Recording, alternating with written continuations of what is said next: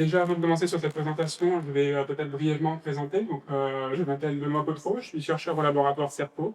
Je vais vous dire un ou deux mots sur qu'est-ce qu'on fait dans ce laboratoire. Je suis chercheur CNRS. Je suis aussi responsable du master de neurosciences de l'université Paul Sabatier. Et donc aujourd'hui, je vais vous parler des mathématiques au secours des neurosciences avec un titre un petit peu différent ici. C'est qu'est-ce que les mathématiques et l'informatique et de façon générale les sciences de l'ingénieur peuvent nous apprendre sur notre cerveau. Et donc, je vais essayer de vous emmener sur une étude sur le système visuel, et en particulier sur la perception des visages, pour vous montrer qu'est-ce que les différentes techniques d'ingénierie, que ce soit la physique avec la neuroimagerie, que ce soit les mathématiques avec les réseaux de neurones artificiels, ont pu nous apprendre sur ce mécanisme cognitif particulier. Quelques mots sur le laboratoire CERPO. Donc CERPO, ça veut dire cerveau et pollution. C'est un laboratoire qui est situé sur le site de l'hôpital Purpan. Et c'est une unité mixte CNRS et Université Paul Sabatier. C'est un laboratoire qui comprend plusieurs équipes, avec beaucoup de monde. Dans le laboratoire CNRS, il y a plus d'une centaine de personnes, une vingtaine de chercheurs ou d'enseignants-chercheurs et 5 équipes de recherche, avec des thématiques qui vont de la mémoire à l'audition, à l'intelligence artificielle, des gens qui travaillent sur l'épilepsie. Et donc en particulier, moi je travaille dans une équipe qui s'appelle l'équipe Eco 3D. Et donc cette équipe Eco 3D, elle a pour vocation de bien comprendre la perception 3D au sein du système visuel. Et donc ça c'est à la fois chez l'homme, mais aussi chez différentes espèces animales, parce qu'on pense que les modèles animaux peuvent nous apprendre des choses sur le fonctionnement du cerveau et sur la perception visuelle. On utilise des ordinateurs pour faire des modèles et mieux comprendre ce qu'on peut observer sur des données qui vont de données comportementales avec des mesures en psychophysique et des données en neuroimagerie. Et donc je vais vous parler en particulier de ça aujourd'hui. Donc plus particulièrement, qu'est-ce qu'on essaye de faire? On essaie de comprendre comment, à partir d'une image qui va se projeter sur nos deux rétines, on est capable d'interpréter la scène visuelle. Donc vous voyez ici une image sur la gauche, et on est capable, à partir de cette image, d'inférer, de tirer des conclusions sur la scène visuelle. Et ici, on va pouvoir se dire, par exemple, c'est d'un concert du groupe Queen. Et donc, ce qui nous intéresse, c'est de bien comprendre comment, au niveau du cerveau, les différentes aires visuelles vont permettre de coder cette information visuelle pour donner naissance à un percepteur. Et donc, ça, selon moi, ça a beaucoup d'intérêt. Ça a un intérêt tout d'abord pour la recherche fondamentale, c'est-à-dire qu'on veut comprendre comment fonctionne le cerveau, parce que voilà, on a envie d'avoir cette connaissance, mais ça peut être aussi utilisé pour différentes applications, notamment pour des applications technologiques, et c'est une partie de ma présentation aujourd'hui, où je vais vous expliquer comment nos connaissances sur le cerveau peuvent être utilisées sur des systèmes artificiels qui vont essayer de reproduire ce qui est obtenu chez le vivant et ce qui est observé chez le vivant. Le deuxième type d'application, ce sont les applications cliniques, car on a dans la population de nombreuses personnes qui souffrent de pathologies visuelles. Je m'intéresse en particulier aux gens qui ont des dégénérescences maculaires, et donc on travaille beaucoup là-dessus dans l'équipe. Et donc l'idée ici, c'est de dire que mieux comprendre le fonctionnement du cerveau chez les sujets sains, ça peut permettre de comprendre aussi le fonctionnement ou le dysfonctionnement du cerveau chez les sujets pathologiques. Et aussi, quelque part, que les modèles et les applications technologiques peuvent nous apprendre des choses aussi au niveau clinique et nous aider à mettre en place des stratégies cliniques ou médicamenteuses qui vont aider les patients. Donc, comme je te l'ai dit, aujourd'hui, je vais m'intéresser à une fonction particulière du système visuel. Comme ça va nous permettre, tout au long de la présentation, de rester sur la même thématique et donc de découvrir petit à petit ce que les différentes sciences de l'ingénieur ont permis de comprendre sur la perception des visages. Donc, qu'est-ce que j'entends par la perception des visages? J'entends à la fois la détection d'un visage. Donc ici, typiquement, c'est sur la même image que tout à l'heure, c'est je vais voir quelqu'un, j'ai détecté qu'il y avait quelqu'un sur cette image. Et ça peut être aussi l'identification des personnes. Et donc, dans le cas particulier qu'on voit ici, il s'agit de dire c'est Freddie Mercury, le chanteur de Queen. Donc, c'est une fonction fondamentale pour l'homme et aussi pour différentes espèces animales. Le jeune nourrisson a besoin de reconnaître sa mère et de reconnaître son père. Pour évoluer dans la société, on a besoin de reconnaître nos congénères. Et donc, c'est extrêmement important d'avoir un système visuel qui est capable de détecter et de discriminer les visages. Un point qui est extrêmement important, c'est que l'espèce humaine, et de façon générale, beaucoup d'espèces animales, sont extrêmement performantes pour reconnaître différentes catégories visuelles, et notamment pour reconnaître les visages. Qu'est-ce que j'entends par là? J'entends que les systèmes artificiels, basés sur des ordinateurs, jusqu'il y a très peu de temps, étaient très très loin d'égaler les performances qui sont observées chez l'homme.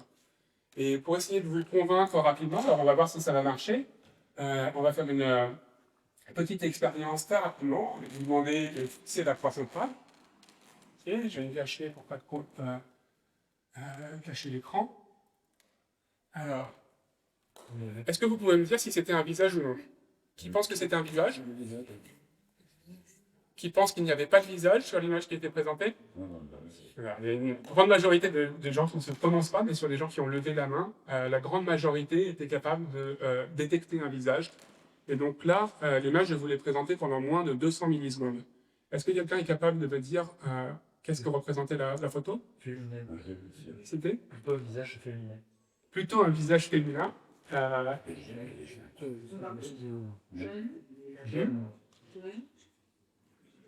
Alors, c'est plutôt un visage féminin. Alors, pas loin. C'était John Lennon. C'est les cheveux. C'est des cheveux. Et donc, ça, ce que vous dites, en fait, quelque part, c'est très intéressant parce qu'on est très, très efficace pour détecter les visages de façon extrêmement rapide. On est aussi très, très performant pour identifier les visages, mais ça, c'est quelque chose qui prend un petit peu plus de temps. Et donc, toutes ces performances qui sont observées chez l'homme, mais qui peuvent aussi être observées au niveau du comportement animal, donc si on fait des tests comportementaux chez différentes espèces, on peut retrouver ce type de temps de réaction qui sont très, très rapides et ce type de performances qui sont très, très bonnes. Et bien, une partie de mes travaux de recherche vise à comprendre comment ça peut fonctionner, donc comment on peut réutiliser ces mécanismes sur des systèmes artificiels. Et donc, avant de rentrer dans les mathématiques et la physique, j'aimerais vous faire un petit peu d'histoire. Alors, je ne sais pas si vous allez bien voir la phrase qui est marquée en bas, mais l'idée, c'est de revenir un petit peu dans le temps, au début des années 1990, à une époque où on avait l'informatique qui était beaucoup moins développée que maintenant, et où donc les choses qu'on connaissait sur le système visuel provenaient essentiellement de deux types d'études. Le premier type d'études, c'était sur des modèles animaux. Et donc, je vais vous faire un rapide historique de ce qu'on a appris à partir des modèles animaux sur le système visuel. Et je vais parler notamment de Hubel et Wiesel, qui ont été prix Nobel de médecine et de physiologie en 1981. Donc, ces deux chercheurs, qu'est-ce qu'ils ont pu mettre en évidence? Mais ils ont pu mettre en évidence à partir d'enregistrements en électrophysiologie chez différentes espèces. Et puis, ils ont fait ça dans la rétine de lapins et dans le système visuel du chat, mais encore plus particulièrement sur le système visuel du macaque, qui est un modèle qui est très très proche de l'homme. Et donc, ils ont pu mettre en évidence dans une ère qu'on appelle V1, alors c'est entouré en rouge, c'est la toute première ère du système visuel. Alors, c'est assez curieux parce qu'en fait, donc ici vous avez le cerveau d'un macaque, les yeux sont ici, et en fait l'information visuelle elle est traitée au niveau du cortex occipital qui est à l'arrière du cerveau. Donc il y a l'information qui provient de la rétine, qui va se projeter dans le port latéral, et qui va aller à l'arrière du cerveau pour après revenir vers les zones intégratrices du cerveau qui sont au niveau du cortex pariétal et du cortex temporal.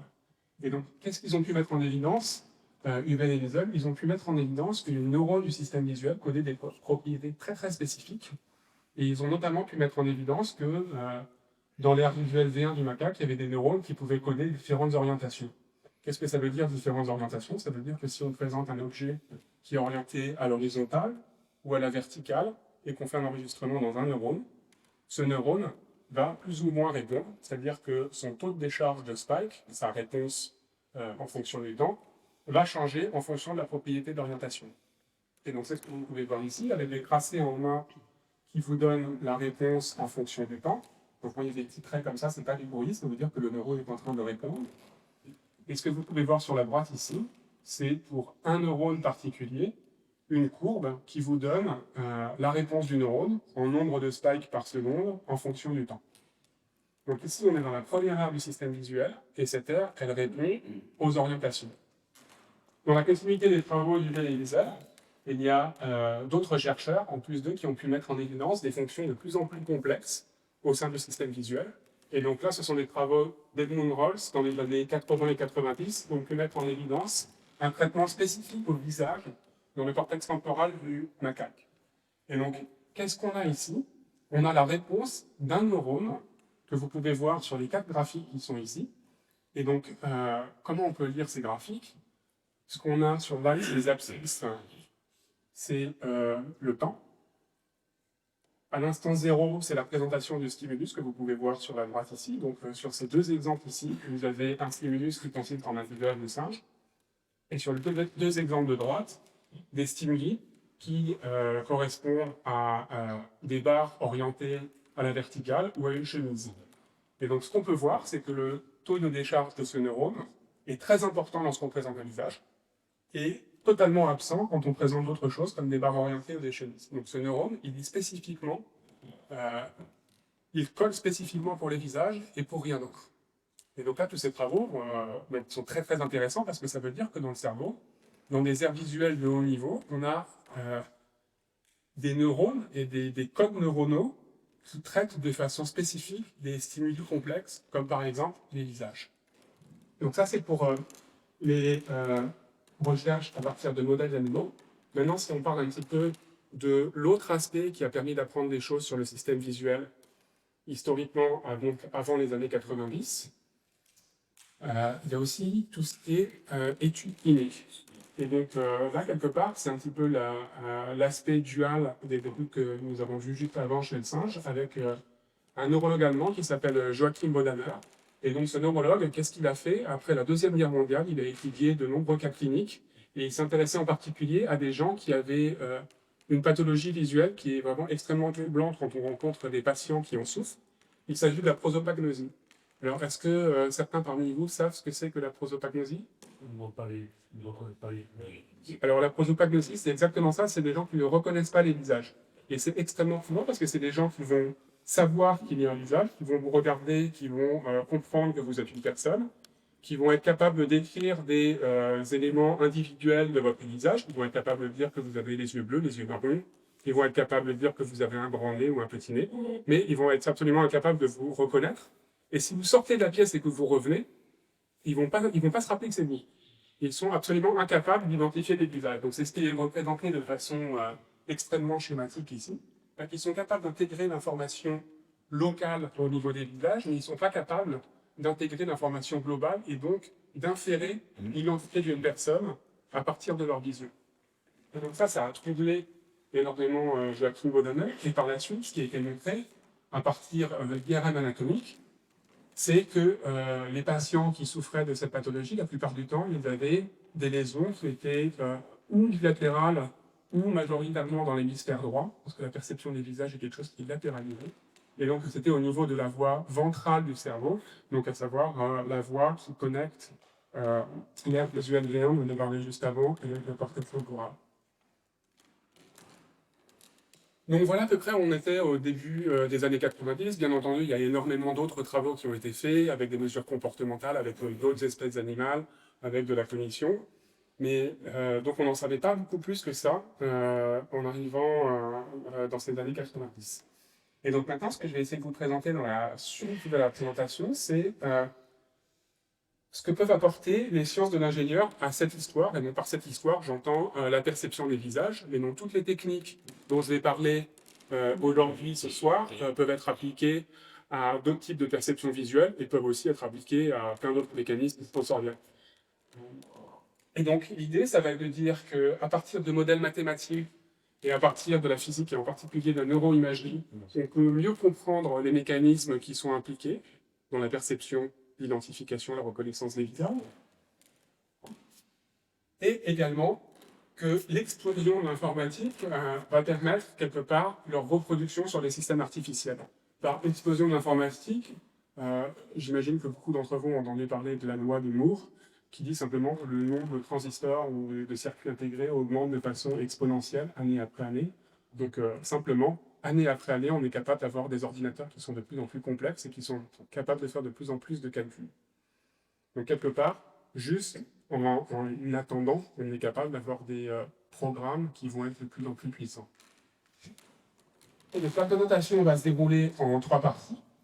Dans une première partie, je vous parlerai de neuroimagerie et donc de différentes techniques qui ont permis de mieux comprendre ces réseaux qui codent la perception des visages chez l'homme.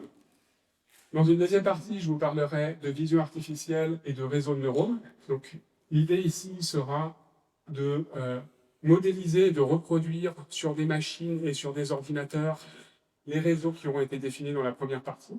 Et j'aimerais finir de façon vraiment très très rapide par un exemple de projet clinique que je mène actuellement dans mon équipe de recherche et qui s'intéresse à la perception du visage chez des patients qui souffrent de dégénérescence maculaire.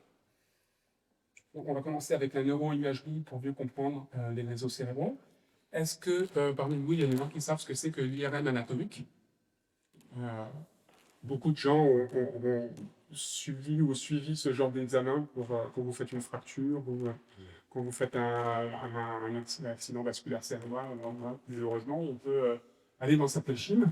Et donc, l'idée de cette machine, c'est qu'elle est basée sur un champ magnétique qui est très très important et qui va permettre d'imager les différentes structures du cerveau. Et donc, on va pouvoir avoir un volume qui va représenter le cerveau et qui va se décomposer en différentes coupes. C'est ce que vous voyez ici. Donc là, l'IRM anatomique, avec des équations mathématiques et de la physique, elle permet d'obtenir la structure du cerveau avec la matière grise que vous pouvez voir en gris ici, même si le contraste pour vous est pas forcément génial, la matière blanche en blanc. Et donc ça permet, au niveau clinique, de détecter des anomalies, de détecter des problèmes qu'on peut avoir dans le cerveau. Aujourd'hui, je ne vais pas vous parler nécessairement d'IRM anatomique, mais plutôt d'évolutions qui ont eu lieu après l'apparition de l'IRM anatomique, à savoir l'IRM fonctionnel. L'IRM fonctionnel, elle est basée sur la même machine, mais le mécanisme est un petit peu différent.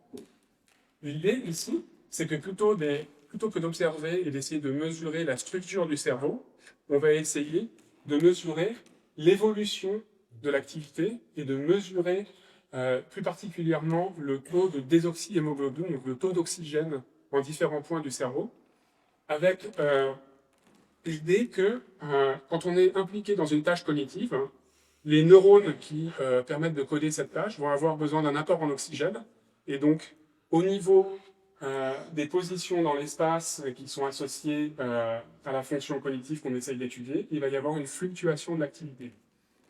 Donc ici, il s'agit de mesurer tout le volume du cerveau plusieurs fois pendant plusieurs minutes. Donc ici, vous avez les T-3, T-2, T-1. Très souvent, on fait une acquisition toutes les 2 ou 3 secondes. Et donc pendant ces 2 ou 3 secondes, on acquiert tout le cerveau et on répète ça 3 secondes après, et encore, et encore. Et en chacun des points de l'espace, on va regarder la fluctuation de l'activité. Et donc, qu'est-ce qu'on va faire avec cette fluctuation de l'activité? L'idée, c'est qu'on peut coupler ça avec des tâches cognitives et qu'on peut aller après explorer et estimer des régions du cerveau qui ont une activité qui est directement corrélée avec les fonctions cognitives qu'on manipule. Donc, dans le cadre de la présentation des cerveaux, comment ça va marcher? Imaginez que vous êtes un sujet pour une expérience qui vise à explorer le système visuel. Vous allez vous mettre dans la machine avec les yeux ouverts. On va vous projeter une image, ou sur un petit miroir, ou sur un écran. Et donc, cette image, elle va fluctuer dans le temps, c'est ce que vous pouvez voir ici. Et donc, pendant quelques secondes, on va vous présenter un visage, puis plus rien, puis une version mélangée de ce visage. Donc ici, vous ne pouvez pas reconnaître de visage, mais l'information locale, l'orientation, le contraste, le niveau de gris vont être identiques que sur l'image de gauche. Et ainsi de suite. Donc pendant quelques minutes, on va alterner une image avec un visage présenté, rien du tout de présenté, une image mélangée présentée, et ainsi de suite. Et après, qu'est-ce qu'on va faire? On va aller regarder dans différentes parties du cerveau la fluctuation de l'activité. Donc ici, si on se met par exemple dans un neurone, ou en tout cas dans un groupe de neurones, en IRM fonctionnel, on parle plutôt de voxels, donc c'est une unité volumique avec une dizaine de milliers de neurones. Et si on prend un voxel qui est à l'entrée du système visuel, que vous pouvez voir en bleu ici, on a vu un petit peu plus tôt à partir des mesures qui ont été faites sur le modèle animal que les neurones à l'entrée du système visuel codent pour les orientations ou pour des propriétés visuelles de vraiment très très bas niveau. Qu'est-ce qui va se passer pour ce voxel? Au moment où un visage est présenté, son activité va augmenter. C'est ce que vous pouvez voir ici en bleu. Parce qu'ici, à cause de mécanismes intentionnels, on va avoir un flux d'oxygène qui va augmenter pour pouvoir traiter ce stimulus visuel. Quand le lien va être présenté à l'écran, l'activité va redescendre. Quand l'image mélangée va être présentée, l'activité va remonter. Parce que ici, il s'agit d'un neurone qui est sélectif à la fois au visage, mais aussi aux propriétés locales. Et donc, ainsi de suite, l'activité va monter et descendre à chaque fois qu'un nouveau cible va être présenté. À votre avis, si on mesure l'activité d'un voxel qui est situé dans une région du cerveau qui code pour les visages, que va-t-il se passer? Alors, est-ce qu'elle va répondre ici? Oui. Est-ce qu'elle va répondre ici? Voilà, exactement. Et c'est exactement l'idée qu'il y a derrière la mesure en IRM fonctionnel. Donc là, on a une région qui est sélective au visage. Dans cette région qui est sélective au visage, il y a une réponse quand un visage est présenté. Pas de réponse quand un stimulus visuel qui n'est pas un visage est présenté. Et donc, à partir de cette technique où on va manipuler les propriétés visuelles qui sont présentées au sujet, on va pouvoir effectuer des statistiques et des modèles mathématiques qui vont permettre pour chacun des voxels et chacun des points mesurés dans le cerveau, indépendamment, de déterminer si la réponse est significativement activée par le visage. Et donc ça, c'est des travaux qui ont été faits à partir de la fin des années 90 et jusqu'à maintenant. Et en particulier, c'est pour les travaux du groupe de Kale Spector, donc à l'université de Stanford. C'est là où j'ai travaillé, là-bas on peut les rejoindre dans la France. Et donc ces travaux, ils ont pu mettre en évidence des choses qui n'étaient pas forcément très très claires pour les cas cliniques et sur les notions en électrophysiologie qui ont été faites chez le modèle animal. Donc ils ont mis en évidence le fait qu'il y a en fait plusieurs régions qui vont coder les visages chez l'homme dans la voie ventrale.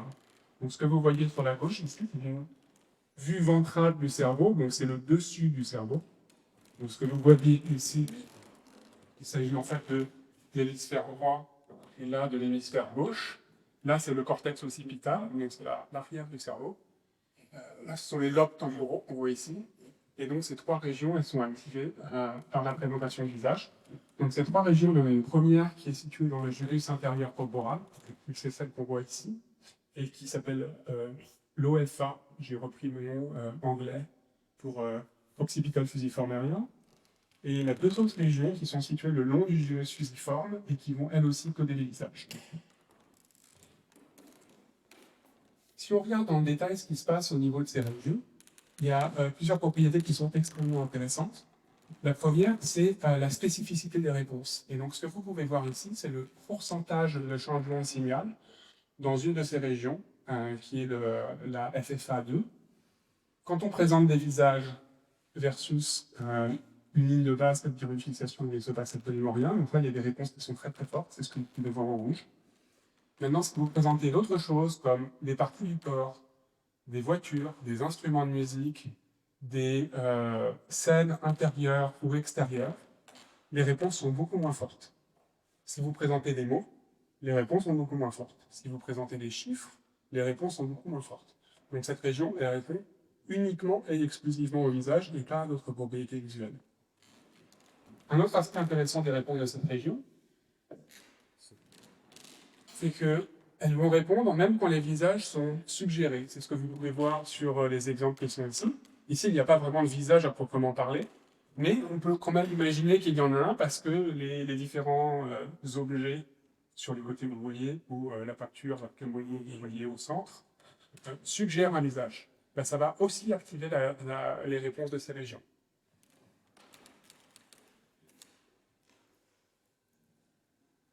Si on fait un petit peu de modèle informatique et de classification, on peut aussi mettre en évidence aussi que ces régions sont capables de discriminer les visages. Je ne vais pas rentrer dans les détails de la technique qui est utilisée ici, mais l'idée, c'est de prendre les réponses de l'ensemble des voxels au sein de ces régions et de voir si on est capable de décoder, c'est-à-dire de retrouver le visage qui a été présenté. Donc ici, ce que vous pouvez voir, c'est sur l'axe des abscisses, différents visages qui ont été présentés, qui sont ou très différents parce que ce sont des caricatures, ou très proches, ou typiques. Et donc, ce que vous pouvez voir, c'est que l'algorithme est capable, pour des données qui correspondent à un visage, un visage particulier, de retrouver le visage qui a été présenté. Donc ça veut dire que ces régions, elles font pas seulement de la détection des visages, elles font de la discrimination des visages. Et un dernier aspect qui est intéressant sur la propriété des réponses au sein de ces régions, c'est que l'activité est directement corrélée avec la perception. Ça veut dire que si vos sujets, vous les mettez dans une IRM, vous leur demandez de regarder un écran avec des stimuli visuels qui sont présentés, et que sur ces stimuli visuels, vous leur demandez d'appuyer sur un bouton quand ils ont détecté un visage, et de donner le nom de la personne qu'ils ont pu voir, si jamais ils ont été capables d'identifier ce visage, la réponse qu'on peut mesurer dans ces régions est d'autant plus forte que le visage a été détecté, c'est ce que vous pouvez voir en bleu, et même identifié. Par contre, quand le visage n'a pas été détecté, c'est-à-dire quand le sujet n'a pas été capable d'appuyer sur le bouton, les réponses sont beaucoup moins fortes. Donc ça veut dire pour nous, neuroscientifiques, qu'il y a une corrélation et qu'il y a une connexion entre la réponse de ces régions et la perception. Et donc c'est très intéressant. Pour finir avec ce que l'IRM et l'IRM fonctionnel nous ont appris sur le traitement cérébral des visages, une dernière étude qui, à mon avis, est très intéressante, une étude longitudinale, et qui a pu mettre en évidence que ces réseaux, en fait, ils ne sont pas codés dès la naissance. Donc, bien entendu, dès la naissance, un nourrisson est capable de reconnaître les visages sur certains aspects, mais les structures et les propriétés des aires dont je viens de vous parler sont loin d'être matures au moment de la naissance, et ce sont des propriétés qui vont évoluer avec le développement et en fonction du temps. Et donc, pour mettre ça en évidence, on peut faire des mesures chez différentes populations. C'est ce que vous voyez ici en haut, avec en B, sur la partie de gauche, les enregistrements basés sur les mêmes protocoles expérimentaux que ceux que je venais de décrire, qui ont été effectués chez un groupe d'enfants de 5 ans, au milieu chez un groupe d'enfants de 12 ans, et à droite chez des jeunes adultes de 24 ans. Et donc, ce qu'on peut voir, c'est que le réseau constitué des 3 aires dont je vous ai parlé est déjà présent chez les enfants de 5 ans. Et quelque part, c'est pas très surprenant parce qu'au niveau comportemental, si vous avez des enfants qui nous s'appellent, vous vous rendez bien compte qu'ils sont capables de reconnaître les gens. Malgré tout, la surface de ces régions et les fonctions de ces régions va maturer avec le temps. Et c'est ce que vous pouvez voir sur les graphiques en bas. Donc celui de gauche, il présente le volume de ces 3 régions pour l'hémisphère gauche et pour l'hémisphère droit, avec en bleu le volume qui a été mesuré chez une population d'enfants de 5 ans, en rouge le volume qui a été mesuré pour une population d'enfants de 12 ans. Une augmentation du volume de ces régions avec l'âge. Et ce que vous pouvez voir sur la partie de droite sont pour ces 3 régions les réponses en bleu, toujours pour un groupe d'enfants de 5 ans, en rouge pour un groupe d'adultes. Excusez-moi, j'ai dit enfants de 12 ans, c'était juste le N. Et donc, ce qu'on peut voir, c'est que les réponses sont de plus fortes pour les visages, c'est le petit F ici qui signifie face, et que la sélectivité, c'est-à-dire la différence d'activation par rapport aux autres conditions expérimentales, qui sont des parties du corps, des objets, des caractères ou des chiffres, va aussi augmenter avec l'âge. Donc il y a vraiment un équilibre développemental avec le cerveau qui petit à petit, par l'expérience et par l'entraînement, devient de plus en plus sélectif à différentes propriétés visuelles, et ici à la reconnaissance et à l'identification utilisable.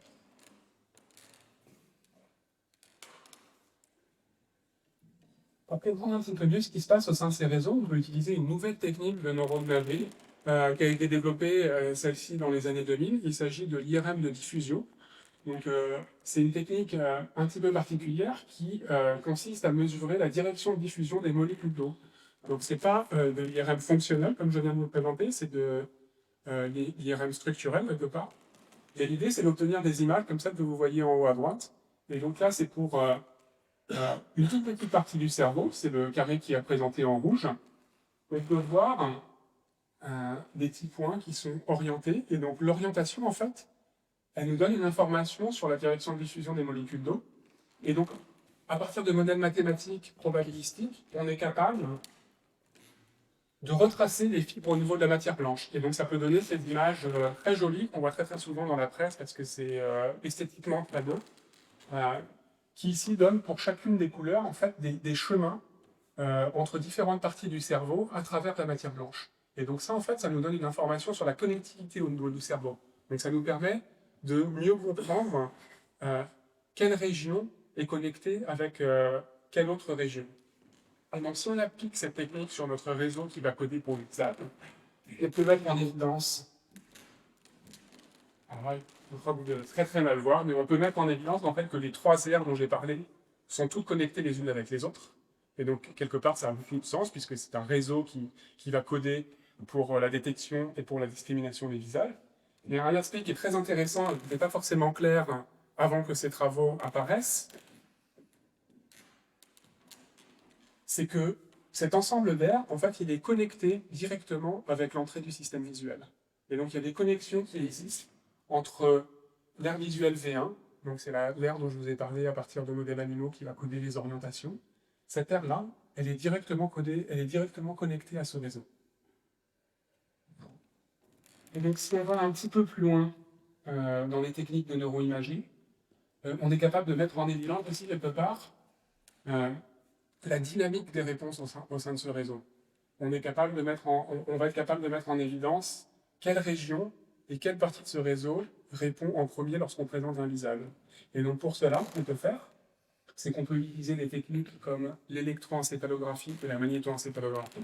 Donc ce sont deux techniques d'enregistrement de l'activité cérébrale qui consistent à mesurer la fluctuation des courants électriques et ou la fluctuation des courants, enfin des champs magnétiques, donc les courants électriques pour l'électroencéphalographie EEG et les champs magnétiques pour la magnétoencéphalographie MEG. Et donc ce que vous pouvez voir ici, ce sont des enregistrements qui ont été faits à partir d'un système EEG à gauche et d'un système MEG à droite. Et donc c'est le cas particulier d'un système EEG.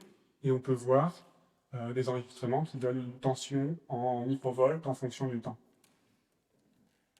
Et donc là aussi, on peut s'intéresser aux enregistrements et à la dynamique des réponses en fonction de tâches cognitives qu'effectuent les sujets.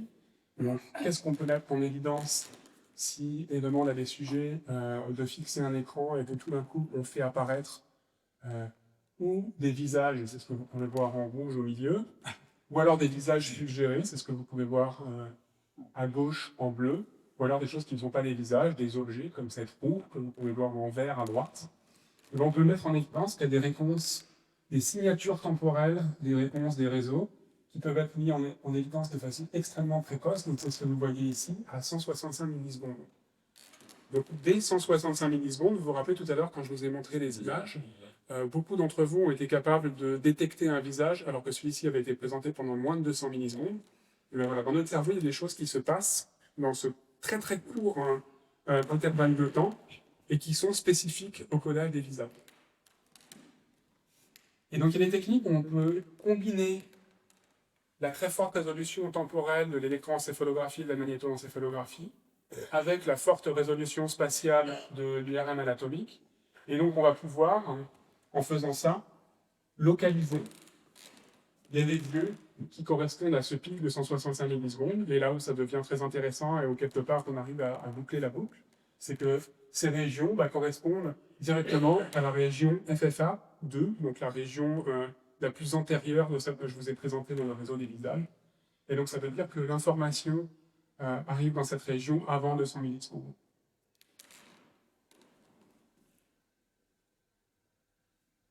Et donc tout ça, ça nous permet quelque part de tirer des conclusions sur la chronologie des réponses. On sait que les premières réponses au sein du système visuel, à partir des travaux qui ont été effectués chez l'animal, ont lieu à peu près entre 60 et 100 millisecondes après la présentation d'un stimulus, par exemple un visage. Donc si on retrace un petit peu l'histoire du traitement des visages dans le cerveau, le visage est présenté.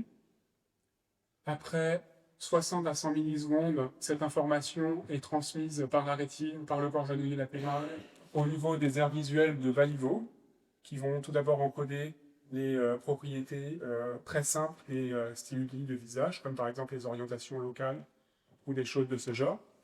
Cette information va ensuite être envoyée à ce réseau, et ce réseau va pouvoir coder les visages.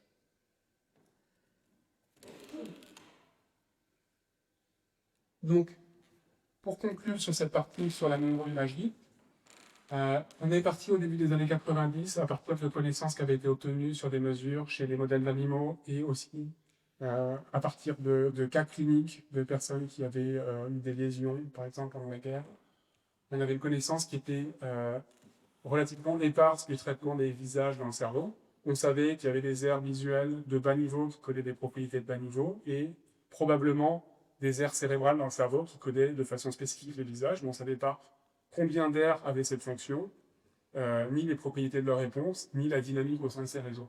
À partir de l'approche de neuroimagerie, que ce soit l'imagerie par résonance magnétique fonctionnelle, IRMS, que ce soit la fractographie, donc l'IRM de diffusion, ou alors des techniques avec des résolutions temporelles beaucoup plus élevées, comme l'électroencéphalographie et la magnétoencéphalographie, on a été capable de mettre en évidence que le réseau cortical qui code les visages chez l'homme prend plusieurs aires, 3 en particulier, que ce réseau est spécifique à la détection mais aussi à l'identification des visages. Qu'est-ce que ça veut dire? Ça veut dire que ces aires répondent quand un visage est présenté et qu'à partir de la réponse, on est capable de décoder, on est capable de retrouver l'identification du visage qui a été présenté. On a pu montrer à partir d'études longitudinales que ces aires se développent progressivement au cours de l'enfance, au cours de l'adolescence, ces aires vont grossir et vont avoir une sélectivité qui est de plus en plus fine. Et enfin, on a pu mettre en évidence que ces aires reçoivent de l'information d'aires de plus bas niveau. Et donc ça va me permettre de faire la connexion avec la deuxième partie de ma présentation. Où je vais essayer de vous expliquer comment on peut utiliser en fait toutes ces informations pour mettre en place des systèmes artificiels qui sont capables de reproduire les performances humaines pour détecter et reconnaître les visages. Et donc ici, on va parler de réseaux de neurones. Je vais dire, vous avez tous entendu parler de Deep Neural Network, de réseaux de neurones d'intelligence artificielle. C'est très à la mode en ce moment. Et quelque part, toutes les techniques actuelles sont basées sur nos connaissances du système visuel. Et donc, c'est là où c'est assez intéressant d'utiliser cette... c'est là où c'est intéressant d'utiliser ce codage de l'information dans le système visuel pour parler des réseaux de neurones. Donc ici, nous avons un réseau de neurones qui est extrêmement simple. Dans la pratique, on utilise des réseaux avec beaucoup plus de neurones et beaucoup plus de couches. Et l'idée, c'est qu'on a des neurones qui sont représentés par des petits ronds ici, là, avec des neurones en entrée du réseau, des neurones en sortie du réseau, et des couches intermédiaires. Et donc l'idée, c'est que l'information qui est traitée par chacun de ces neurones va être quelque part une intégration, une information qui est reçue de la couche précédente, et que cette intégration, en fait, elle va dépendre de ce qu'on appelle les poids synaptiques. Donc ces poids synaptiques, ils sont spécifiques à chacune des connexions dans le réseau. Et donc l'idée ici, c'est qu'on va essayer de modéliser, par analogie avec ce qui se passe dans le cerveau, la façon dont un neurone de sortie, que vous pouvez voir à droite ici, intègre l'information qu'il reçoit à travers les synapses des différents neurones qui sont modifiés à ce moment-là. Donc on a une intégration hiérarchique de l'information, et donc la grande question que se posent tous les chercheurs qui travaillent sur des systèmes d'intelligence artificielle, c'est une fois qu'on a fixé les propriétés du réseau de neurones, comment on va faire pour modifier les poids synaptiques de façon à ce que ce réseau devienne spécifique à une fonction donnée ou à plusieurs fonctions données. Donc dans le cas présent, le but du jeu, ça va être de trouver comment faire pour modifier de façon mathématique les poids de ce réseau pour qu'il devienne sélectif à la présence de visage, donc qu'il soit capable de réaliser des tâches de détection, de type je vois quelqu'un, ou alors qu'il soit capable de réaliser des tâches de type identification. Par exemple, pour l'image ici, il s'agit de Freddy Mercury. Je ne vais pas rentrer dans les détails mathématiques des méthodes qui sont utilisées, mais je vais essayer de vous expliquer de façon extrêmement simple le concept général. L'idée, c'est exactement comme quand on est en train d'éduquer un enfant, l'idée c'est d'utiliser un apprentissage par essai et erreur. Et donc, la notion qui est vraiment importante, c'est qu'on va présenter en entrée du réseau de neurones un nombre très très très important d'images. Je reviendrai sur cette notion un petit peu plus tard. Et donc, on va regarder qu'est-ce qui se passe en sortie du réseau, et en fonction de la sortie, et donc en fonction de l'erreur qui va potentiellement être faite en sortie, on va modifier les poids du réseau. Donc un exemple, en entrée, je montre John Lennon et qu'à la sortie, il y a un neurone qui va coder pour Donald Trump qui répond, j'imagine que vous serez d'accord avec moi pour dire que là, c'est une erreur qui est quand même assez importante. Et donc, l'idée ici, ça va être de modifier de façon très importante les poids synaptiques du réseau. À l'inverse, si en entrée du réseau de neurones, on présente l'image qui est montrée ici et que le réseau de neurones nous dit en sortie, il s'agit de Grishka Bogdanov. En fait, il s'agit de Igor Bogdanov. Là, l'erreur est très faible. Et donc, quelque part, on n'a pas besoin de beaucoup modifier les poids synaptiques. Et donc, l'idée, c'est d'avoir un processus itératif qui va permettre de, petit à petit, avec énormément d'exemples, d'informer, de modifier, de changer la structure du réseau de neurones pour qu'il devienne sélectif à une fonctionnalité. Et donc, dans la pratique, comme je vous en avais parlé, le réseau de neurones est bien plus compliqué que sur l'exemple très simple que je viens de vous montrer, avec de nombreuses couches intermédiaires. Et donc, on peut entraîner ces réseaux avec de 100 000 à 1 million d'images en entrée. Et en fonction des erreurs qui sont effectuées, on va pouvoir modifier les poids. Et donc, après cet apprentissage, on peut regarder ce qui se passe au niveau des différents poids. Et alors là, ce qui devient extrêmement intéressant, c'est que si on regarde les propriétés au niveau des différentes couches, donc là, vous avez l'entrée à gauche, et vous avez les différentes couches intermédiaires, la première, la deuxième, la troisième avant la sortie. Et donc, on peut voir que d'une façon qui est extrêmement comparable avec ce qu'on peut observer chez le vivant et en particulier chez l'homme, les neurones au sein de la première couche intermédiaire vont coder des orientations, exactement comme je vous en avais parlé pour l'RV1, à la fois chez l'homme et chez le mammifère. Et les neurones des couches de sortie vont coder des choses qui sont beaucoup plus subtiles. Et alors là, je ne sais pas si vous voyez très bien, mais on commence à distinguer les visages. Et donc, ce qui est encore plus intéressant dans tout ça, c'est qu'elle a pu montrer quelque part que des propriétés qu'on a retrouvées à partir de ces réseaux de neurones artificiels, quelque part, elles permettent de faire des hypothèses et des inférences sur qu'est-ce qui se passe dans le cerveau. Et donc, on peut après aller tester à partir des techniques de neuroimagerie dont je vous ai parlé si ces propriétés sont vérifiées. Et il se trouve qu'il y a plusieurs propriétés qu'on a trouvées à partir de modèles mathématiques qui ont été vérifiées par la suite avec des techniques d'enregistrement chez l'homme, notamment avec l'IRM.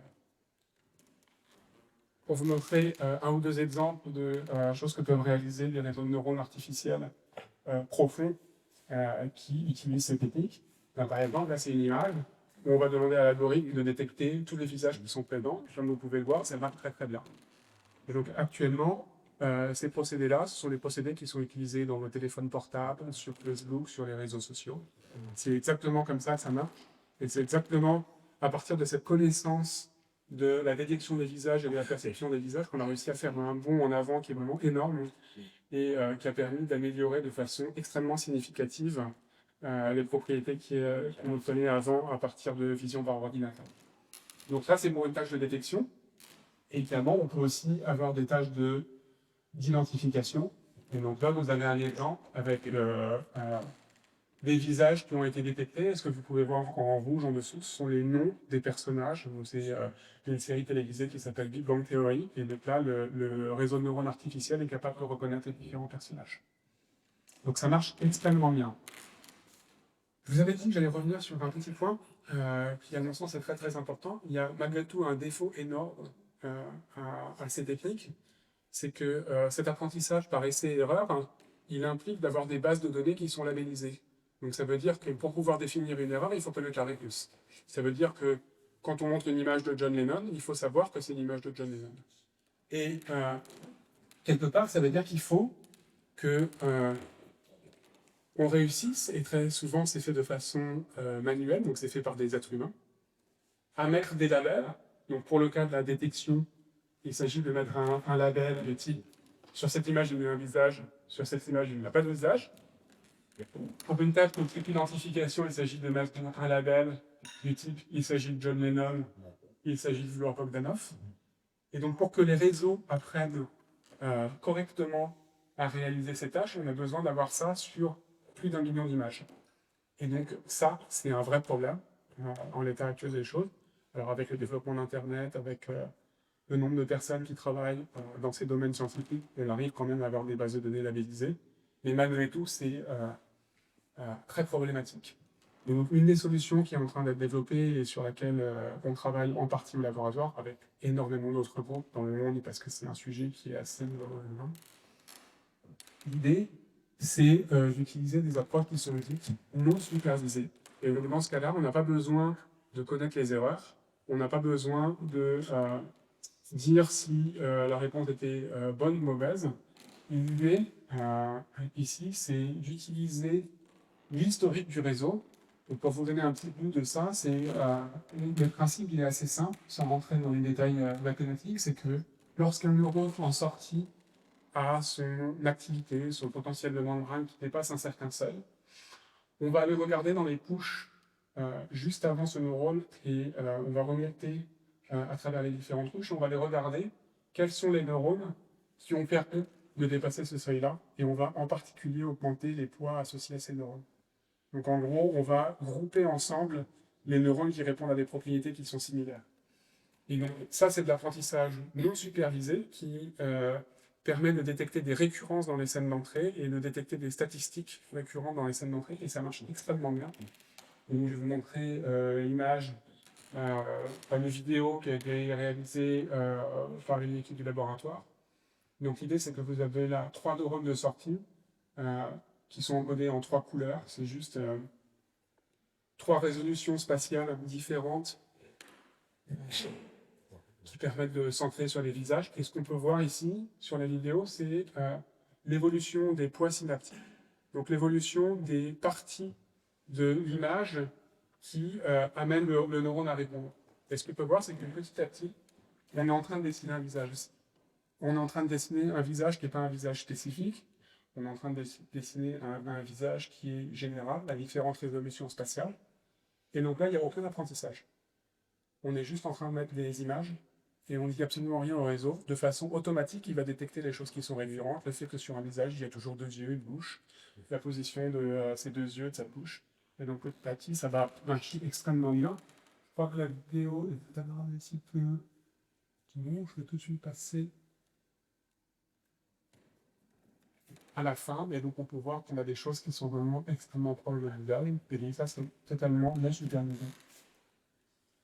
Donc pour finir sur cette partie réseau neuronal artificiel, donc à partir de cette technique d'intelligence artificielle, je vous ai montré comment on peut définir un réseau qui est basé sur plusieurs couches, qui peut être en fonction de la façon dont on l'entraîne, spécifique à la détection et à l'identification des visages, qui va se développer progressivement à partir d'approches supervisées, c'est-à-dire en propageant l'erreur avec des bases de données labellisées, ou de façon non supervisée, comme je viens de vous le montrer, en utilisant les propriétés récurrentes au sein des images d'entrée. Et donc ces réseaux, ils reçoivent de l'information des couches de plus bas niveau. Et donc, si on repart sur l'étude du réseau humain, je pense que avec ces réseaux de neurones, on a des similarités qui sont vraiment extrêmement grandes entre ce qu'on peut observer chez l'homme et ce qui a été développé chez la machine. Et donc là où ça devient extrêmement intéressant, c'est que la connaissance des procédés qui existent chez l'homme a permis de définir ces réseaux de neurones. Et maintenant, on est au stade où, quelque part, les deux approches, quelque part, nous apprennent des choses l'une sur l'autre. Donc on continue d'apprendre des choses à partir de techniques de neuroimagerie sur le traitement des visages, de la vision et de l'intégration sensorielle de façon plus générale chez l'homme. À partir de ces informations, on peut développer des réseaux qui sont de plus en plus bio-inspirés, de plus en plus performants sur des systèmes artificiels.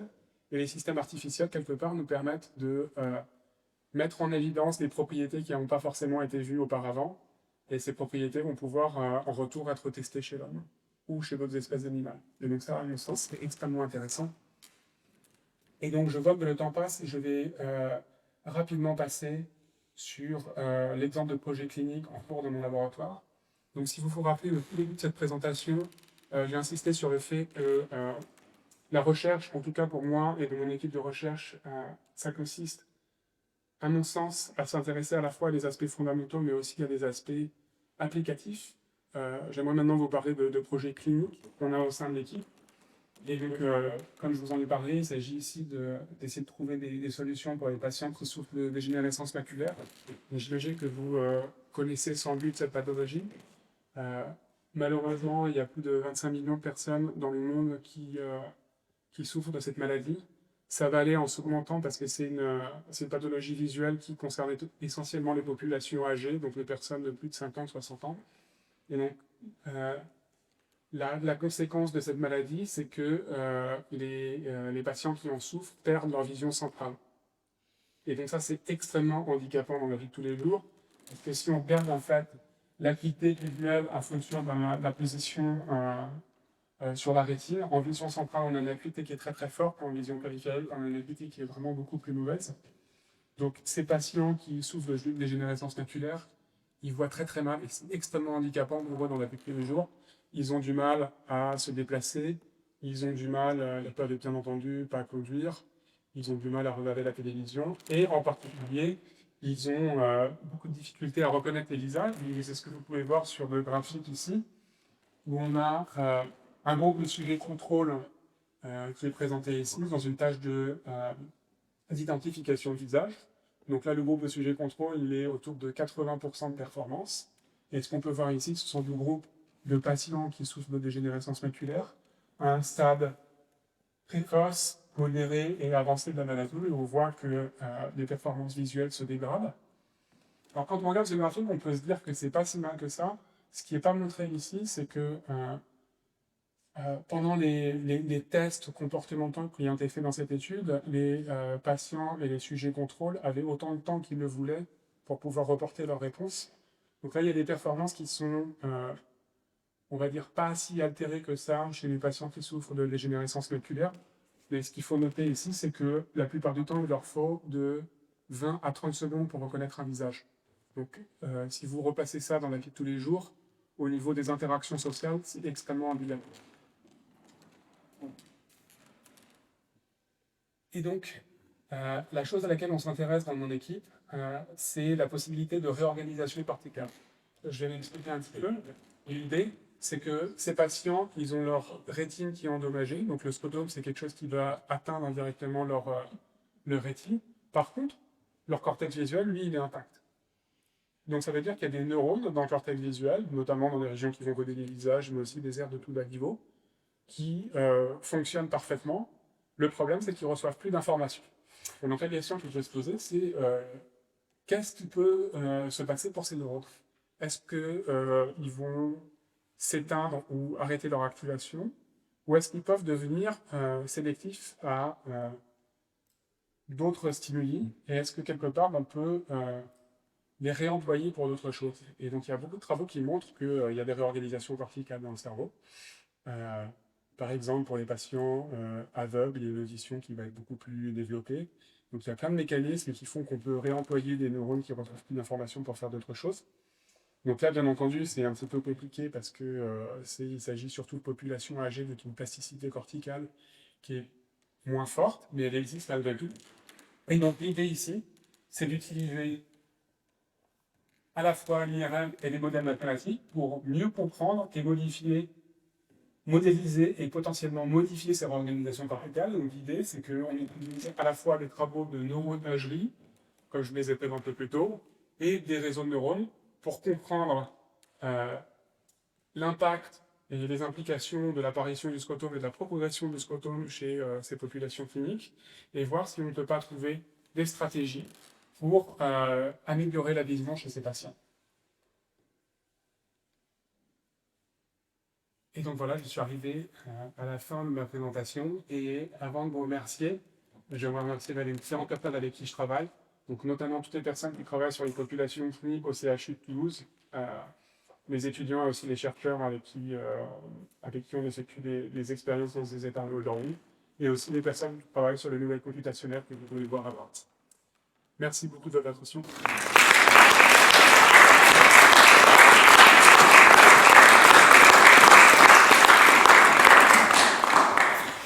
Merci pour cet exposé. Je me demandais à un moment donné entre les adultes et les enfants, vous aviez une forte différence pour les visages entre les adultes et les enfants, mais pas vraiment pour le reste. Est-ce que c'est dû à la complexité des visages ou est-ce qu'il y a une autre raison pourquoi la différence est si grande? Alors, c'est une très bonne question. Ce qu'il faut voir, c'est que les données que j'ai montrées ici étaient pour une aire qui code spécifiquement les visages. Donc ça ne veut pas forcément dire que pour les autres propriétés, si on se place dans d'autres aires, il ne va pas y avoir des différences plus importantes. Je m'explique, par exemple, les tests qui ont été faits sur ces aires qui sont spécifiques au visage, ils ont été faits à partir de stimuli qui présentaient des objets, des lieux, et il se trouve que dans le cerveau, à d'autres endroits, il y a des réseaux de neurones qui vont coder pour les objets, qui vont coder pour les places. Et donc, c'est une question difficile parce que ça dépend vraiment des catégories et des propriétés, mais de façon générale, il y a quand même un mécanisme développemental qui se met en place, et donc il y a des différences qui sont assez fortes entre les populations jeunes et les populations adultes. Après, la détection des visages, c'est pas forcément une tâche qui est très difficile. L'identification des visages, c'est beaucoup plus complexe, et donc peut-être que ça demande plus de maturation que d'autres tâches cognitives visuelles, comme par exemple la détection d'un objet ou la reconnaissance d'un objet. Et deuxième question, papa, alors, quand vous avez montré aussi deux visages et quelque chose qui n'était pas un visage, avec une réponse quand même là où ce n'était pas un visage, et les deux autres qui étaient identiques, c'était le visage, il y avait un visage suggéré. Et je me demandais s'il y avait une différence, si cette partie, ce long visage, était montré après des visages, ou alors de manière complètement épargnée. Est-ce que la réponse différait s'il avait déjà s'attendait à un visage? C'est une question compliquée parce que ça va dépendre un petit peu des régions. Donc là, ça va nous obliger à rentrer un petit peu dans les détails. Ce qui est intéressant dans ce que vous dites, c'est qu'il y a un mécanisme qui est assez connu des neuroscientifiques et des gens qui font des enregistrements dans le cerveau, c'est le mécanisme d'adaptation. Donc, si on présente plusieurs fois la même chose, les neurones qui sont sélectifs à cette propriété vont diminuer leur réponse. Et donc, on parle de fatigue neuronale. Et donc, si on présente à un neurone plein de visages, et d'un seul coup, un visage suggéré, sur des régions qui sont vraiment de très très haut niveau, des régions les plus antérieures, les réponses vont être diminuées parce qu'il va y avoir une adaptation, parce que la région, en fait, elle code la notion visage. Sur des régions qui sont plus précoces, peut-être que ça va être moins le cas parce que les réponses pour les visages suggérés sont peut-être un peu moins fortes. Et si on poursuit cette idée quelque part de traitement vraiment ultra invariant des visages, si on pousse encore plus loin que le cortex temporal, on peut aller dans le cortex pariétal ou dans les structures profondes. Là, on peut trouver des neurones qui vont non seulement coder les identités, mais qui peuvent les coder de façon multisensorielle. Donc on a pu mettre en évidence chez certains patients épileptiques implantés des neurones qui vont coder pour une identité, que ça soit une identité visuelle, quand on présente la photo d'une personne, mais ça peut être aussi quand on prononce le nom de la personne, s'il s'agit d'un chanteur célèbre, quand on va entendre une chanson, ce chanteur, le neurone va répondre aussi. Donc on a des neurones aussi qui sont vraiment extrêmement invariants et qui ne vont pas dépendre seulement de la modalité visuelle. Ma question, c'était sur les réseaux de neurones artificiels. En sortie, après entraînement avec des millions d'images, vous aviez présenté une série de neurones qui étaient plus ou moins spécialisés. Je veux savoir, un petit peu de l'avez-vu, je veux savoir si au départ, tous les neurones sont codés identiquement, ou est-ce qu'ils se différencient par l'entraînement? Est-ce que vous les avez vous-même codés un peu spécifiquement? Alors au départ, ça dépend, il y a plein d'approches différentes. L'approche assez classique, c'est de mettre des poids synaptiques complètement aléatoires au départ. Il y a un petit souci quand on met exactement les mêmes poids partout, c'est que ça peut troubler un peu l'apprentissage parce que les modifications vont être les mêmes partout. Donc l'idée, c'est plutôt d'avoir quelque chose qui est complètement aléatoire au départ et de les modifier petit à petit ou en fonction des essais-erreurs, comme on a vu sur l'apprentissage supervisé, ou en fonction de l'historique, comme on l'a vu sur l'apprentissage non supervisé. Donc ça, bien entendu, c'est une approche. Après, il y a tellement de gens qui travaillent sur les réseaux de neurones profonds qu'il y a beaucoup d'alternatives à cette approche. En fait. Oui, bonsoir. Je voulais savoir, est-ce que vous avez testé cette approche avec les propres visages des personnes? C'est-à-dire, est-ce que les aires en question réagissent de manière particulière au visage de la personne? Vous avez compris la question? Oui, j'ai compris la question. C'est une très bonne question. À ma connaissance, je ne connais pas de travaux qui ont testé ça. Il y a des travaux qui testent la familiarité. Mais alors la familiarité, dans ce contexte-là, c'est plutôt des gens de la famille, le conjoint, les enfants, les parents. Son propre visage, il y a une dimension supplémentaire que je trouve intéressante, qui est la perception de soi. Et je suis pas au courant de travaux qui ont fait ça, mais j'imagine, et je suis quasiment certain qu'il doit y en avoir, parce que c'est évidemment une question qui est très très intéressante sur plein d'aspects cognitifs, voire émotionnels, hein, et psychologiques, et qui peut être très intéressante. Bon. Et la seconde question, c'est sur justement l'aspect du codage. Vous avez, alors je pense que c'est une simplification, on crée un neurone avec sa connexion électrochimique, on va dire, mais les neurones sont potentiellement en interaction sur d'autres dimensions, la température, le magnétisme, etc.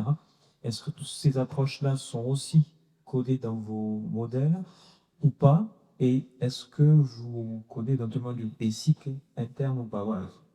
Que sont Alors, comme vous dites, il y a effectivement énormément de paramètres à prendre en compte, en tout cas quand on mesure chez le vivant l'activité des neurones, c'est évident qu'il y a énormément de choses.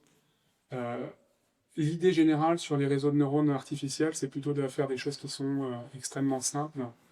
Et donc la plupart du temps, c'est plutôt les entrées, sorties et les poids synaptiques qui sont pris en compte. Pour répondre plus précisément à votre question sur la connectique au niveau de ces réseaux de neurones, la plupart des exemples dont j'ai parlé ici et la plupart des techniques qui sont utilisées sur les systèmes de vision artificielle actuels sont basés sur des neurones qu'on nomme par feed-forward, donc qui vont que vers l'avant, c'est-à-dire que les neurones ils reçoivent que des connexions afférentes de la couche inférieure. Dans le cerveau, c'est absolument pas comme ça que ça marche. Il y a énormément de groupes qui s'intéressent et dont le mien, qui s'intéressent à la façon de coder non seulement les connexions afférentes, mais aussi les interactions cortico-corticales au sein d'une même couche, voire les connexions feedback, parce qu'il y a aussi des neurones des aires de plus haut niveau qui vont retourner vers les aires de plus bas niveau et qui vont envoyer des signaux pour aider l'interprétation, pour moduler l'attention, pour changer le comportement oculomoteur quand on parle de vision, mais le comportement tout court, sensoriel pour d'autres modalités. Donc évidemment, ça, il faut le prendre en compte et c'est très très important. Et à mon avis, c'est un des enjeux majeurs de ces réseaux de neurones qui pour l'instant font que de la reconnaissance et de l'identification, mais qui sont loin de reproduire ce que le vivant peut faire en termes d'action visuellement guidée, de contrôle moteur ou de plein d'autres choses d'ailleurs. Oui, j'ai des questions. Si elle a partiellement répondu d'ailleurs sur votre dernière intervention. Donc la première question, c'est en ce qui concerne les réseaux, comme vous dites, du feed-forward. Donc d'abord, si j'ai bien compris, c'est que dans les premières couches, et naturellement par les algorithmes mathématiques, apparaissent les détections de caractéristiques d'images fondamentales comme l'orientation, les frontières, etc. C'est ça que vous avez dit. L'algorithme utilisé, c'est la backpropagation, aussi bête que ça? Oui. Oui, dans la plupart de ces travaux, oui. Oui, alors je reviens à la deuxième question que vous avez partiellement répondu. C'est la récurrence et des réseaux récurrents qui expliquent d'ailleurs l'apprentissage, puisque quand il y a apprentissage, il y a la sortie qui influe sur les connexions de l'entrée, donc il y a forcément référence. Et là où je suis étonné, c'est quand vous dites que les mathématiciens, les gens qui font des réseaux de neurones artificiels ne travaillent pas beaucoup là-dessus, parce que j'en sais, dans les années 90, on travaillait beaucoup là-dessus, c'était le sujet aussi. D'accord. Alors peut-être que c'est plus une question de sémantique, oui, sur la backpropagation. Il s'agit de propager l'erreur pour aller modifier les voies synaptiques, mais il ne s'agit pas d'une vraie connexion. C'est-à-dire qu'après apprentissage, Absolument, oui. Et la backpropagation, c'est peut-être primaire. Oui. Après, je pense que ce dont monsieur derrière parlait, c'est plutôt de mécanismes top-down qui relèvent pas de l'apprentissage, mais qui sont présents dans le cerveau et qui vont moduler les réponses. Donc c'est quelque chose qui n'a plus à voir avec l'apprentissage. Mais dans les réseaux de neurones, justement, on s'inspirait de ces organismes top-down pour faire de l'apprentissage, et notamment de l'apprentissage non supervisé. D'accord. Travailler avec ce même Oui, oui, bah, c'est le directeur de mon laboratoire. Je suis content de travailler aussi. Merci. Avec plaisir. Alors, ma question est un peu périphérique, je pense. C'est que lorsqu'on parle des réseaux de neurones, forcément, on fait allusion à cela ou pas, au mécanisme de connexion entre deux neurones. Et comme vous le savez, il existe un mécanisme de type synapse électrique, où le signal d'un neurone communiqué à l'autre via un processus chimique, hein, un médiateur, acétylcholine, des choses comme ça. Mais il existe aussi, et ils sont beaucoup plus rapides, alors je vois qu'ils ont encore raison, ils sont beaucoup plus rapides, ce sont ce qu'on appelle disons, des synapses électriques qui sont beaucoup plus électriques dans ce sens que le signal qui passe d'un neurone au suivant est purement un signal électrique et que le lien entre les deux cellules qui communiquent ainsi est simplement un trou. C'est ce qu'on appelle une gap junction. C'est-à-dire que ça permet au signal d'aller très très vite sur tout un réseau. Alors je ne sais pas si ce type de connexion peut apprendre, peut modifier par exemple une vitesse ou l'importance de diffusion du signal du sol. Alors, c'est sûr que toutes les informations, quelque part, qu'on peut avoir sur la transmission d'informations entre deux neurones peut aider à mettre en place des systèmes artificiels qui vont être plus efficaces. Donc là, dans la présentation, je n'ai pas trop parlé de ces phénomènes qui sont plutôt à petite échelle. J'ai plutôt parlé des données de macroscope. Il y a beaucoup de groupes de recherche qui essaient de prendre ça en compte. Donc la réponse est oui. Ça peut clairement aider les réseaux de neurones à mieux marcher. Et de façon générale, c'est un sujet qui est tellement à la mode, entre guillemets, maintenant, qu'il y a des dizaines et des dizaines d'approches qui sont proposées pour développer les réseaux de neurones. Et donc, il y a des groupes qui utilisent ce genre de mécanismes qui sont un petit peu moléculaires, plus fins, pour essayer de raffiner l'apprentissage des réseaux. Dans les réseaux qui apprennent tout seul, vous avez dit, on regarde quand en sortie, il y a un signal important. Et je voulais savoir encore un signal important et un signe quelconque qui a un intérêt, mais pas intéressant.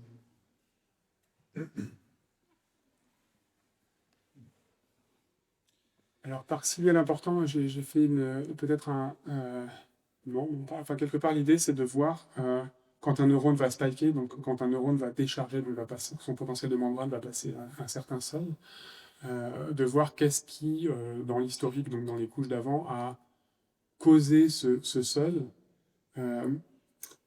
Qu'est-ce qui fait que c'est important? Non.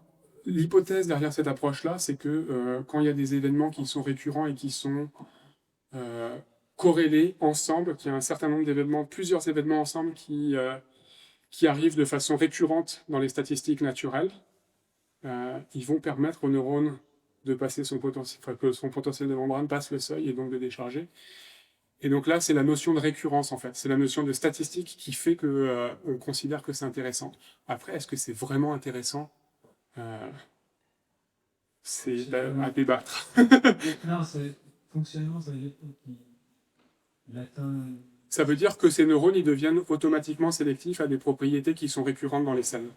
Donc, maintenant, la question, c'est qu'est-ce qu'on met en entrée? Si on met des choses très bêtes en entrée qui se répètent tout le temps, les neurones vont apprendre ça.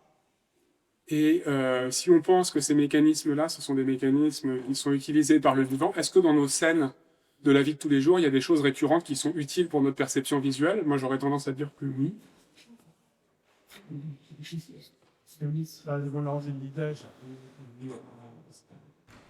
En force sortie, ça veut dire qu'il est vu un visage ou qu'il a entendu le visage?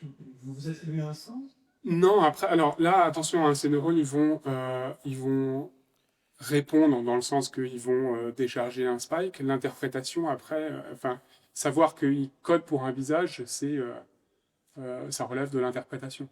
Donc la connexion avec la perception, elle est pas encore claire. Donc, comment ça se fait au niveau du cerveau, on ne sait pas encore exactement comment ça marche. Là, c'est vraiment plus empirique, c'est-à-dire le neurone est capable de décoder s'il y a un visage ou non.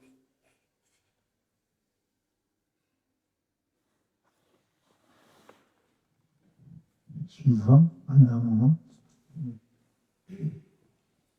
Alors si, une petite... on a tous, on connaît tous les appareils photo qui font de la photographie, mais on sait qu'à l'intérieur, il y a des systèmes de codage qui font de la réduction, parce que sinon, on ferait beaucoup moins de photos si on ne réduisait pas leur taille. Et la première étape des appareils photo pour coder, ça consiste quasiment à chercher aussi les directions et à coder les fréquences.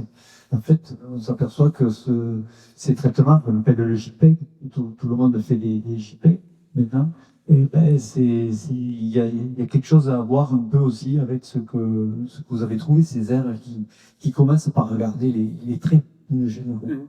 C'était une remarque, je ne sais pas si vous avez utilisé ça ou si quelqu'un a fait des rapprochements avec ces traitements mathématiques pour compacter les images. Et là, il y a encore beaucoup de groupes qui travaillent là-dessus. Donc, quelles sont les fonctions exactement mathématiques oui, c'est un peu comme ça qu'on veut le voir. Quelles fonctions mathématiques code le système visuel il y a énormément de gens qui s'intéressent à ça. Et après, une fois qu'on a des réponses à ça, c'est comment il le fait. Et pour moi, c'est deux questions qui sont directement liées, mais très souvent, il y a des groupes qui s'intéressent qu'à une de ces deux questions et pas à l'autre. C'est-à-dire que très souvent, les approches en intelligence artificielle, elles vont répondre à elles vont essayer d'inférer qu'est-ce que fait le système visuel, mais moins souvent, elles vont essayer de comprendre comment il le fait. Maintenant, j'ai des questions, pas du tout de chercheurs, mais d'utilisateurs très, très bêtes, là, sur le téléphone portable. Alors, c'est vraiment actuel parce que vous avez dit vous-même que vous avez plus ou moins fait allusion et dit que les algorithmes que vous présentiez étaient utilisés dans les téléphones portables. Donc, il y a deux choses que je trouve absolument merveilleuses dans les téléphones portables et les smartphones. La première, à propos de la visuelle, c'est la reconnaissance des visages, effectivement. Quand, non seulement ils apprennent à reconnaître un visage, mais quand on leur donne le petit poids un visage, ils proposent des visages dans les nouvelles photos d'après les photos anciennes. Est-ce que vous savez les algorithmes utilisés et est-ce que c'est un rapport avec ces algorithmes que vous nous avez présentés, les algorithmes utilisés par ce système? Et deuxièmement, il y a une chose encore plus merveilleuse, mais tellement merveilleuse qu'elle s'inspire moins probablement de vos algorithmes, c'est l'apprentissage conceptuel. C'est-à-dire que quand vous écrivez un message, par exemple un texto ou n'importe quoi, il vous propose des mots. Quand vous tapez les deux premières lettres, il vous propose des mots, et ces mots qu'il vous propose dépendent vraiment de vous, du nom de votre femme, par exemple, ou du nom de votre ville, ou de votre sujet d'intérêt, si vous vous intéressez au réseau de Moreau, par exemple, il va taper pour vous propagation, mais il ne tapera pas pour n'importe qui, il écrira bas. Est-ce que vous connaissez un peu, est-ce que vous avez une idée des algorithmes utilisés par ces mécanismes, et est-ce que ces algorithmes se rapprochent de ce que vous avez présenté ou de ce que j'ai pu connaître? Voilà ma question. Alors, pour la première partie, c'est-à-dire reconnaître pouvoir mettre un label sur des nouvelles images d'une même personne, quelque part, oui, on peut utiliser ce type d'algorithme, mais il faut rajouter des couches pour avoir une notion d'invariance géométrique du codage du visage. Parce que c'est ça le problème, c'est-à-dire qu'on va voir un visage de face, et puis on va mettre une nouvelle photo, et le visage est de côté. Et donc, à la fois, le cerveau humain est capable de résoudre ce problème, c'est-à-dire que nous, on est capable de reconnaître quelqu'un même quand on le voit de profil. Et donc, dans le cerveau, il y a des neurones qui vont coder ces invariances par rotation, translation. Et donc, ces réseaux de neurones profonds, si on rajoute suffisamment de couches, sont capables de faire ça. Est-ce que ce sont ces systèmes en particulier qui sont utilisés dans les téléphones portables? Je ne sais pas, donc je ne vais pas De vous toute dire. façon, les attributs significatifs, ils les connaissent, donc ils n'ont pas besoin de les réapprendre, des implants. Après, il faut avoir quand même la notion d'invariance, donc on va essayer de retrouver. Et alors après, par contre, sur la deuxième partie, sur l'écriture contextuelle, euh, je sais pas. Je ne sais pas. Est-ce qu'il y a encore une question? Oui. Oui, oui, donc il faut aussi.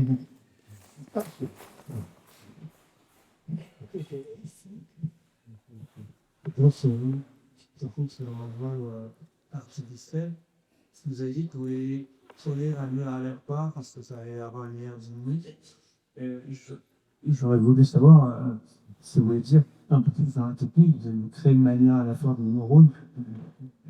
C'est quoi? C'est du code? C'est du. Alors, par aléatoire, là, je parlais des poids synaptiques. Après, les fonctions, très souvent, elles sont fixées avant l'apprentissage. C'est-à-dire, la fonction d'intégration de chacun des neurones, elle est fixée dès le départ. Et ce que l'apprentissage va modifier, ce sont les poids synaptiques, c'est-à-dire l'importance qui est donnée à une connexion, c'est-à-dire à une paire de neurones versus à une autre. Ok, donc ce qu'on a vu à la fin, quand il y avait une ligne qui étudiait les lignes, les grandes lignes, une deuxième, des sous-repères de forme, une troisième visage, c'est pas une spécialisation qui s'est opérée naturellement par le réseau. C'est donc avec des codés. Toi, tu dois repérer des lignes, toi, tu dois repérer des lignes. Non, on code pas en particulier le fait qu'il code des lignes. Par contre, on code la fonction mathématique qui intègre l'information qui est codée par les couches précédentes. Donc ça peut être juste une sommation linéaire, par exemple. C'est n'importe quelle fonction, et surtout on choisit ce qu'on appelle une fonction genre tangente hyperbolique, parce qu'elle va de -1 à +1 en étant croissante et en étant particulièrement sensible au milieu, mais ils auraient pu prendre n'importe quelle fonction. Autrefois, dans les années 60, pas dans les années 2000, on prenait des fonctions linéaires, mais ça marchait beaucoup moins bien. Juste pour clarifier sur ce point, ces fonctions, elles ont pour but d'expliquer comment le neurone intègre l'information qu'il a en entrée.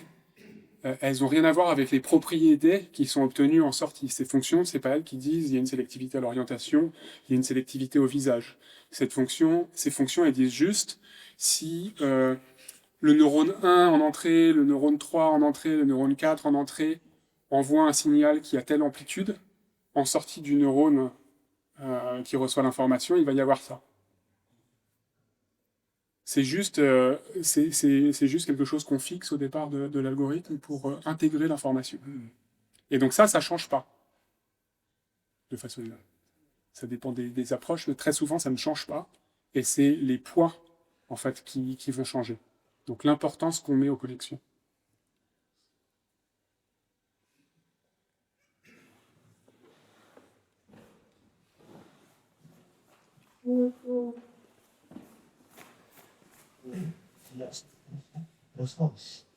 En dehors des applications médicales, quelles sont les applications pratiques? Je pensais notamment, tu avais montré le fou tout à l'heure, l'identification des visages afférents avec tout, ou alors en matière de sécurité, ce qu'on avait déjà cité pour faire des rapprochements entre les aspects de recherche médicale et les aspects pratiques de l'application. Quelque part, les applications, elles sont quasiment infinies. Alors, ça dépend si on reste dans le contexte de la discrimination, de la détection des visages, ou est-ce qu'on voit ça de façon plus large.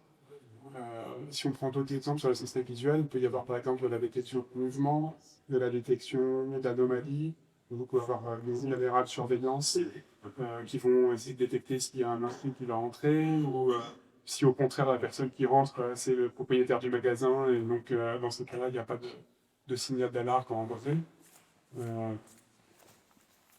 C'est un exemple parmi tant d'autres qui a vraiment une infinité de possibilités. Et donc évidemment, en tant que chercheur académique, on est souvent sollicité par des entreprises. Après, tout dépend de ce qu'elles veulent faire. Donc nous, de façon générale, dans l'équipe, on travaille essentiellement avec le monde de la clinique et pas forcément sur les applications. Moi, je ne travaille pas directement sur ces réseaux de neurones profonds qui sont utilisés dans les ordinateurs. On réutilise les mêmes méthodes pour essayer de comprendre ce qui se passe chez le vivant et pour essayer de comprendre ce qui se passe chez le vivant dans les cas pathologiques. Moi, je te fais des questions. D'une part, vous avez parlé de la maturation des hommes entre 5 ans et 12 ans et 24 ans. Je voudrais savoir si vous étudiez un petit peu ce qui se passe chez l'adulte, chez l'âge, est-ce que ça mature, est-ce que ça... Vous l'avez... Voilà. C'est une très bonne question et il y a énormément de groupes qui s'intéressent à ce problème, entre guillemets. Pourquoi je dis problème? Parce que, bien entendu, la plasticité, comme tout le monde le sait ici, malheureusement, elle est plus forte quand on est jeune, et petit à petit, cette plasticité diminue. Et donc, quelque part, c'est tout l'enjeu déjà de bien comprendre si cette plasticité, elle est encore présente sur des populations adultes, voire populations adultes âgées. Et quelque part, là aussi, les modèles peuvent beaucoup nous aider. C'est si cette plasticité, elle existe, quelle forme elle a, et est-ce qu'elle est identique à celle qu'on observe chez des populations plus jeunes, et que c'est juste une question d'amplitude des effets qui est modulée, ou est-ce que c'est juste une forme qui est complètement différente? Est-ce que les mécanismes sous-jacents, les mécanismes, les neuromodulations, les mécanismes moléculaires qui sont complètement différents? Et très probablement, c'est le cas. C'est-à-dire que la plasticité, en fonction de l'âge, change beaucoup. C'est-à-dire que c'est assez compliqué à modéliser, donc il y a encore beaucoup de choses à faire pour bien comprendre comment ça marche. Il y a des travaux qui suggèrent qu'il y a malgré tout une plasticité chez les populations âgées. Donc ça, c'est plutôt un message porteur d'espoir. Elle est malheureusement réduite par rapport à la plasticité qu'on a chez les enfants. Je ne pense pas vous l'apprendre. Maintenant, la question, c'est est-ce qu'on peut bien comprendre cette plasticité chez l'adulte, chez les populations âgées, pour essayer de faire des choses pour améliorer la condition des patients qui souffrent de déficiences sensorielles de façon générale ou d'autres pathologies. Et puis même, on peut aussi imaginer d'améliorer la perception sensorielle chez les populations saines. Parce qu'on peut très très bien imaginer aussi d'améliorer certaines propriétés visuelles, même chez des populations qui ne sont pas dans un contexte clinique. J'ai juste une toute petite question. Vous avez parlé donc de la vision infoméline. Est-ce qu'il y a des groupes qui étudient l'olfaction? Genre Oui, mais alors beaucoup moins. Pourquoi beaucoup moins? Parce que la vision, déjà, c'est un des sens les plus développés au niveau du cortex en termes de surface que le cerveau va dédier à ce sens. Et donc, historiquement, ça a été beaucoup plus étudié. L'olfaction, il y a des groupes qui travaillent dessus, surtout sur des modèles animaux, type insectes aussi. Il y a des gens à Toulouse qui font ça. Par exemple, Paul Sabatier, des gens du CRCA. Donc, c'est le centre de recherche en cognition animale qui s'intéresse à ça. Chez l'homme, il y a certains travaux, mais c'est quand même assez éparse par rapport à la littérature qui est vraiment très très abondante sur le système visuel, qui est à mon avis de loin la modalité sensorielle la plus étudiée. Après, il y a l'audition qui est extrêmement étudiée aussi. Et il y a vraiment énormément d'analogies entre le système visuel et le système auditif, et notamment pour des personnes qui sont malentendantes. Il y a beaucoup de choses dont j'ai parlé aujourd'hui qui pourraient s'appliquer aussi. Et les autres systèmes sensoriels sont peut-être un peu moins étudiés. Le système moteur, c'est très étudié. Elle a terminé sur les capteurs. Et bien, on vous remercie beaucoup.